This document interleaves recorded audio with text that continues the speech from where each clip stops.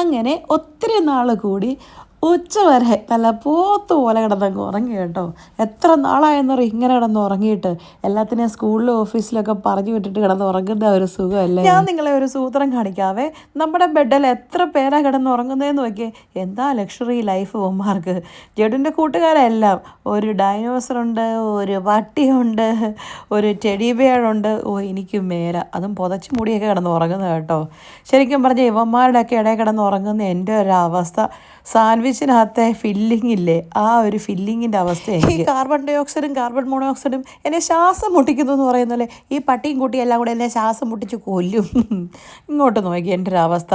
ഞാൻ എപ്പോൾ face wash ചെയ്താലും ഇതാന്നേ. എനിക്കിങ്ങനെ എൻ്റെ ഉടുപ്പ് നനയ്ക്കാതെ ഫേസ് വാഷ് ചെയ്യാൻ ഇപ്പോഴും അറിയത്തില്ല. പോത്ത് പോലെ വളർന്നെന്ന് പറഞ്ഞിട്ടൊന്നും കാര്യമില്ല. കുഞ്ഞായിരിക്കുമ്പോൾ എങ്ങനെയാണോ മുഖം കഴുകുന്നത് അതുപോലെ തന്നെ. ഇനി കുറച്ച് ബ്രൂട്ടി ടിപ്സ് ഒക്കെ ആകും കേട്ടോ. ഇതാണ് എൻ്റെ day care skin care routine. ഇന്നലെ ആരാണ്ട് ചോദിച്ചല്ലേ, അതിൻ്റെ ഡീറ്റെയിൽ ആയിട്ട് വേണം ഒരു വീഡിയോ സെപ്പറേറ്റ്. ഇത് ഞാൻ പെട്ടെന്ന് ചുമ്മാ എടുത്ത വീഡിയോ ആയതുകൊണ്ട് അതിൻ്റെ ഡീറ്റെയിൽ ആയിട്ടൊന്നും കാണിച്ചില്ല. രാവിലെ ഉറങ്ങി കഴിഞ്ഞ് എഴുന്നേറ്റപ്പോൾ ഇതൊന്നും ചെയ്തില്ലെന്ന് ചോദിക്കരുത്. ഞാൻ ചിന്തിക്കുമായിരുന്നേ, നമ്മൾ പെൺകുട്ടികൾ ഉറക്കം കഴിഞ്ഞ് എഴുന്നേറ്റ് എന്തൊക്കെ കാര്യങ്ങൾ ചെയ്താലാ സ്കിൻ കെയർ അല്ലേ. ആണുങ്ങൾക്ക് എന്ത് എളുപ്പമാണ്. എഴുന്നേക്കുന്നു, 501 ബാർ സോപ്പ് വെച്ച് മുഖം കഴുകുന്നു, പോകുന്നു. ഹലോ, എന്തോ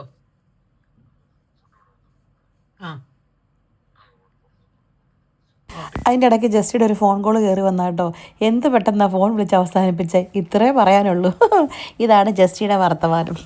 നമ്മളവിടെ പറഞ്ഞു നിർത്തിയത് ആൺകുട്ടികളും പെൺകുട്ടികളും തമ്മിലുള്ള വ്യത്യാസം.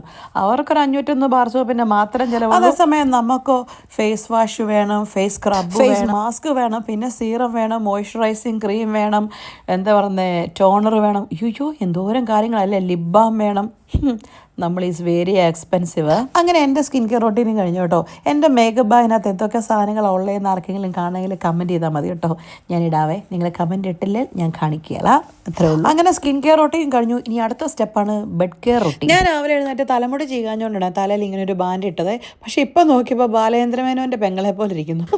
നല്ല സാമ്യം, ഒരമ്മ പെറ്റ മക്കളെ പോലെ തന്നെ. അങ്ങനെ ബെഡൊക്കെ റെഡിയാക്കി. ഇനി ഈ കൂടെ കിടക്കുന്നവന്മാരെയൊക്കെ പെറുക്കിയെടുത്ത് അപ്പുറത്തെ മുറിയിലെ കട്ടിലോ കൊണ്ട് കിടക്കും. പക്ഷേ രാത്രിയാകുമ്പോൾ ജഡുവന്മാരെ എല്ലാം പെറുക്കി കൂട്ടി നമ്മൾ നടുക്ക് വന്ന് കിടക്കും കേട്ടോ. അതാണ് റൊട്ടീൻ. അപ്പോൾ ശരി, എന്നാൽ പോയേച്ചും വരാം.